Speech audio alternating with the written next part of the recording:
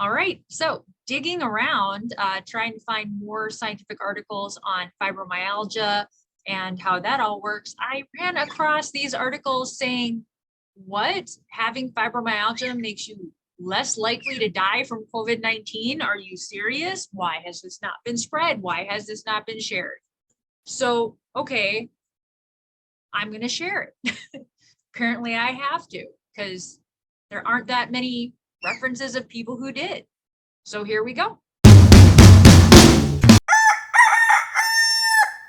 Hi, I'm Rachel Lynn with Survival of the Fatigued, and today I really wanted to go through a super exciting scientific article for those of us with fibromyalgia. Okay, so you will see here, we have the Journal of Advances in Medicine and Medical Research, posted back in April, I believe. Where is it? Here it is, published in April of this year, 2021. Again, how do we not know about this? Interleukin deficiency disorder, patient responses to COVID-19 infections. So this study was done at the University of Illinois College of Medicine. The Department of Pathology, Epigenetics did the study, and they do a lot of studies on people with fibromyalgia. So this is a pretty cool study they did. Let's see here. So here's the conclusion. We're going to start with the conclusion here. Individuals with a fibromyalgia test positive have a reduced ability to produce interleukin 6 and interleukin 8, which play significant roles in the cytokine storm complications associated with COVID-19 infections. When screened for evidence of past COVID-19 infections, these patients experienced an extremely low incidence of COVID-19 infections based upon antibody testing. There were no mortalities, and the level of morbidity was significantly below what is reported in general populations. This is huge. This is a very important piece of information here.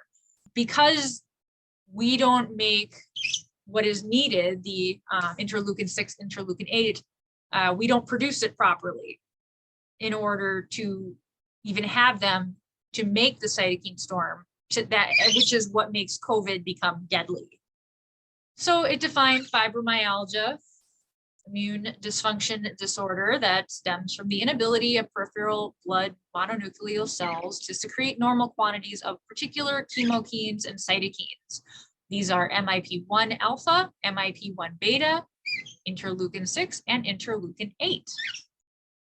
Numerous researchers have identified that associated with COVID-19 infections is a cytokine storm, which has a predominant increased concentration of the cytokine interleukin 6, and to a lesser degree, other cytokines, including interleukin 8. Very interesting. Let's keep going. It goes into their methods, how they did the test, proving the people had fibromyalgia. They did prove the patients that they were testing specifically with this, they did antibody testing to prove they actually had COVID. So that's right there. The results, the age range of the participants, in case you're thinking, oh, they were just too young. No, the range was 18 years to 89 years old. So again, with the age, it says in our study, the preponderance for the patients, 68%, were 51 years of age and older, with 32% of the patients being over the age of 65. 32% of these patients were over 65. No one died, which, as you may know, if you've been keeping up with any of this, the highest mortality rate is in people over the age of 65 for COVID-19. One person had to go to the hospital. One. That is very interesting. So it says, resultantly, one would have anticipated a higher likelihood of hospitalizations and or deaths among these individuals. What this means is, because the population we were looking at was proven to have fibromyalgia, proven to have had chronic fatigue, and the amount of people that either didn't get it or had no bad symptoms, and the fact that nobody died, there should have been a much, much, much higher incidence of this. It must be attributable to the fact that this entire population being looked at has fibromyalgia. So the conclusion, we believe that the inability to produce normal quantities of interleukin-6 and interleukin-8 appears to have an ameliorating effect on, and one that is consistent with the recently published findings of the REMAP-CAP investigators who used interleukin-6 receptor antagonists to improve COVID-19 patient outcomes. I was not able to find this. I'm sure it's out there. My brain started glitching and I wanted to make the video. I'm sure you can look it up. The fact is they've been using interleukin-6 blockers basically to improve the outcomes of COVID-19 patients. So the fact that if you have fibromyalgia, it doesn't work right anyways. We're ahead of the game. Yep, individuals with immune system deficiencies regarding particular chemokines and cytokines, alpha, beta, 6 and 8, were documented to have a markedly reduced susceptibility to near fatal and fatal potential consequences from a COVID-19 infection. The competing interest with this is the fact that they test and diagnose fibromyalgia at that college in Illinois, and they specifically look, Bruce Gillis specifically looks at fibromyalgia. So that's the only reason there's a competing interest here. It's not anything actually financial. He doesn't gain anything from this at all. So just in case you weren't sure about that. All right. So to prove that this is a specific pattern with fibromyalgia people, I found the article from BAMC Clinical Pathology. It's from 2012, as you can see here. And it's unique immunologic patterns in fibromyalgia.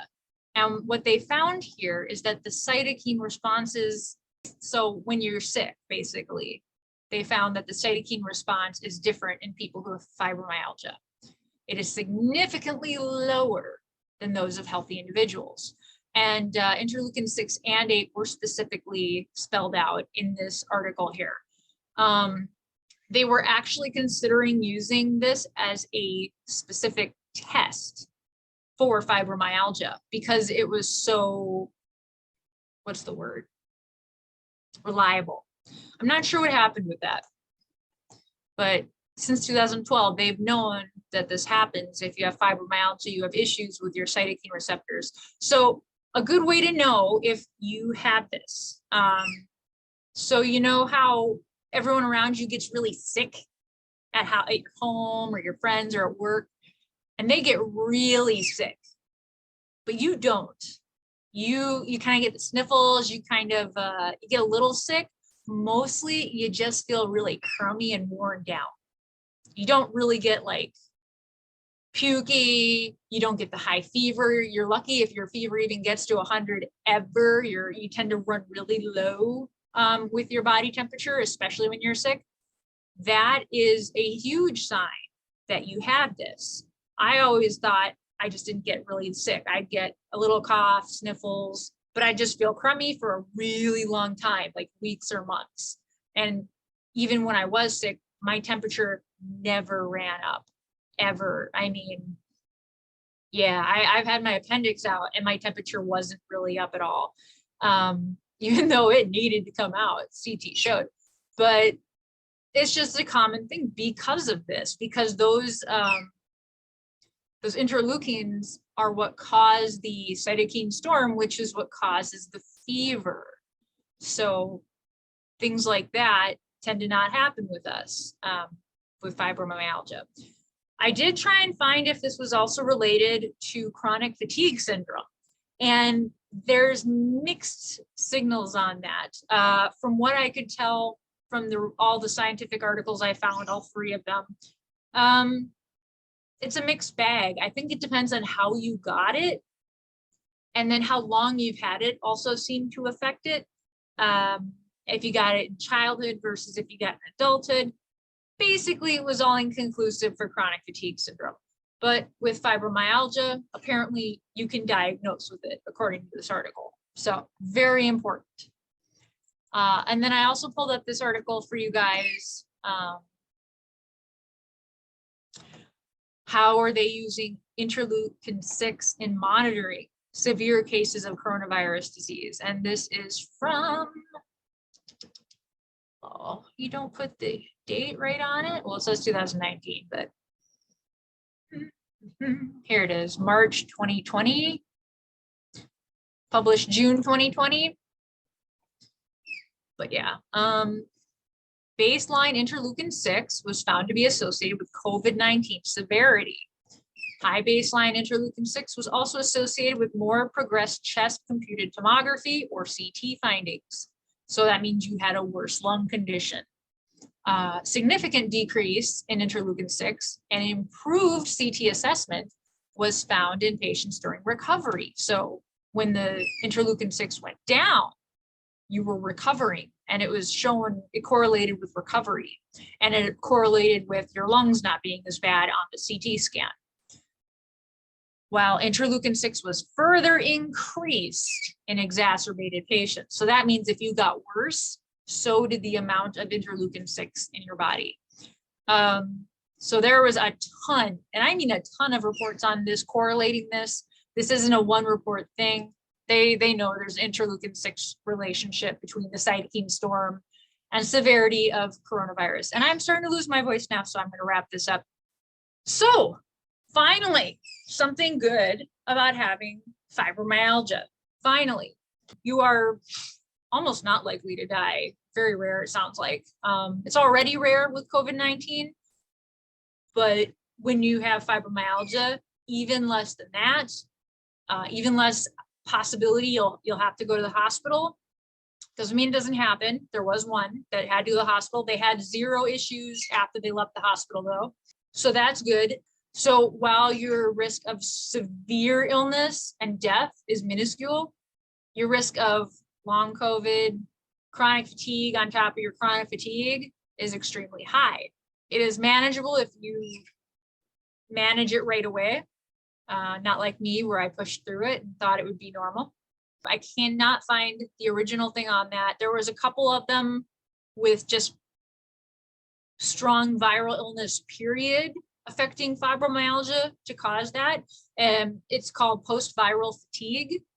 And it lasts a very long time for us for some reason. Probably something with the same issues with our immune system that save us from having the severe issues and mortality. But I couldn't find that. I apologize. If anyone can find those, please drop them in the comments, those scientific article links. I will try to post these scientific article links in the description for you all to look through. And I hope this helps some of you guys not be so scared. This is really good news. This is, you know, they've been telling people with autoimmune disorders to be afraid. And actually people with fibromyalgia should do the opposite. Awesome news. I hope this helped you guys, and I hope you all have an awesome day. Thanks so much. All right, let's see. How do I get out of this? Oh. Zoom, nope, that's not it. How do I get out of this? Oh. I love science. Makes everything make sense. You're not into science? Is why this hasn't been spread around more. More to come here in a second. What are you doing? Come here. You're being naughty. Stop it. Ermiger is so exciting. Ermiger.